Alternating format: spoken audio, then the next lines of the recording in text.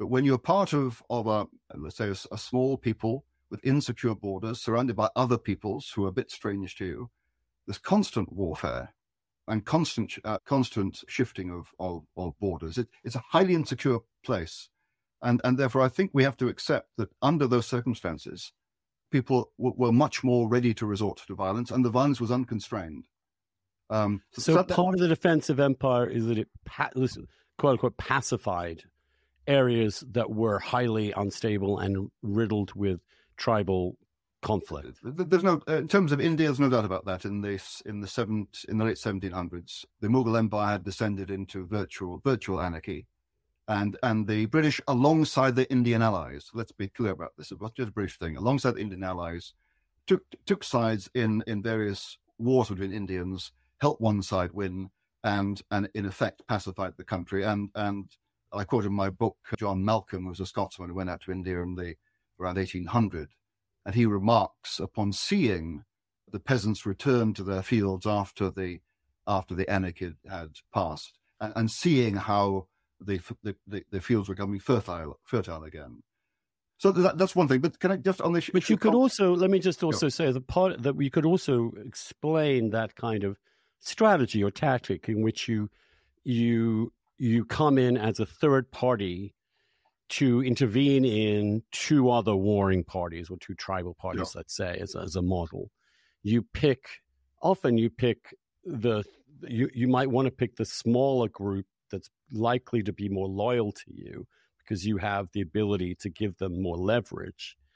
And then you plunk them into positions of power and you divide and conquer. This is what the British did throughout Africa and to some extent in the Middle East, in which they deliberately set up structures that were designed to foment tribal antagonism in order for the British regime to be the pacifier, in other words, the big guy that could resolve these things.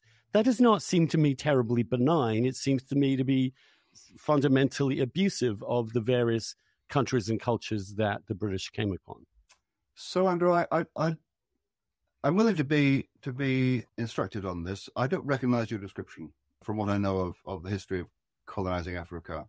The one thing that makes me skeptical of your description that the British fomented tribal division was the British were pretty thin on the ground. They exploited it. That's the better word. Hang on, let's just focus on this. Hang on. The issue of inciting or as it were, exacerbating tribal division in order to control, I don't think that was the case because the British were thin on the ground. London was constantly complaining about the expense of these colonies, which is one reason why it was reluctant to expand in the 19th century, in the later 19th century. And colonial officials, most of all, were concerned to keep the peace. And so the idea of as it were, inventing division and creating friction between peoples, I think is just not true. Now, exploiting it though. Well, yeah, but okay. Here you are as a colonial official. You need to maintain. You have the job of maintaining some kind of peace because if there's widespread violence, then lots of people suffer, and so you don't have the power to control directly. So you work with certain African elites. Right. Yeah, but I guess you pitch some of the elites against the others. You figure out which factions are more likely to be more attached to you, who could use you against their rivals. I'm not saying that the British went in and created these animosities. Yeah. They were there already. Let's take an example of Iraq, where the British came in and said, we can see this is a majority Shia country, but nonetheless, we've got these nice Sunnis who feel they ought to rule, and they actually kind of flattered in some ways by the British support for their minority rule, and set up a system where the Shia was systematically discriminated against for decades subsequently. And now it definitely helped the British control Iraq to do that, pitting the Sunnis against the Shia, as it has almost every ruler in Iraq that's had to balance these different tribal factions. But it is an exploitative tactic to take control by literally dividing and conquering.